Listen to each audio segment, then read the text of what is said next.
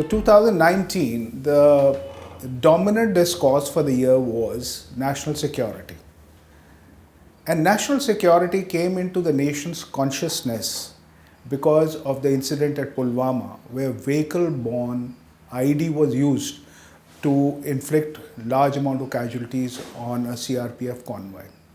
The subsequent actions and its constant reminder, even in the national elections, brought national security to the fore. Now, if I was to define the dominant internal security trend, would be the change in status quo of Jammu and Kashmir. The state decided to alter the status quo both internally and externally. The internal dimension was sought to be altered by using a three-pronged strategy. First was to control the civil liberties and also to cut down the availability of internet and communication to the people. Though this was temporary, but it has been prolonged for a while. The second thread was removal of collaborators and facilitators from the scene by arresting them and moving them out of the state. And third was focused operations against the terrorists.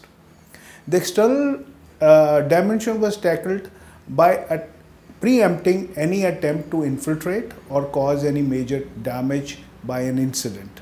The second was activating the line of control even at the cost of escalation, but to send a clear message that the cost of any infiltration would be very heavily on across the border. And the third part was politico-diplomatic offensive, which was undertaken.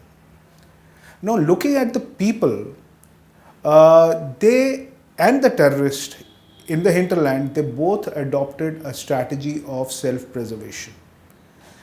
The layered response by people can be seen from civil curfew, which has been imposed, which has been either accepted voluntarily or through coercion.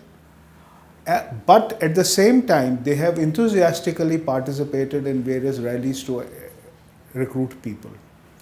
As far as terrorists are concerned, they have lied low, but they have flagged their presence by attacking vulnerable and unprotected targets. Now let's look at some other parts of the country. The Northeast has continued to see a declining trend in insurgency-related violence. The Naga Accord of 2016 has been sought to be fine-tuned and getting a lot of more Nagas into groups into the main fold of discussions. The details are not known, but it is believed that the possible fallouts have been taken into account. Myanmar has been taken on board, and certain amount of operations against the groups which were not on board were conducted with their cooperation. The NRC and CAB have caused certain amount of anxiety in Northeast. Coming on to the left-wing violence, the trend to see a reduction has been very prominently experienced in left-wing areas.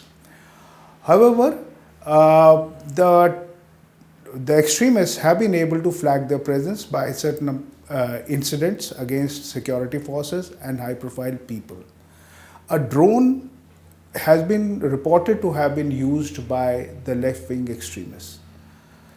When I come to other threat areas, the communal harmony and social strife have not seen any spike this year. The cyber crimes, especially the financial related frauds, the corporate bribery and frauds have seen a spike this year. There have been certain amount of student unrest, which is fueled by fee hikes in different universities and different parts of the country.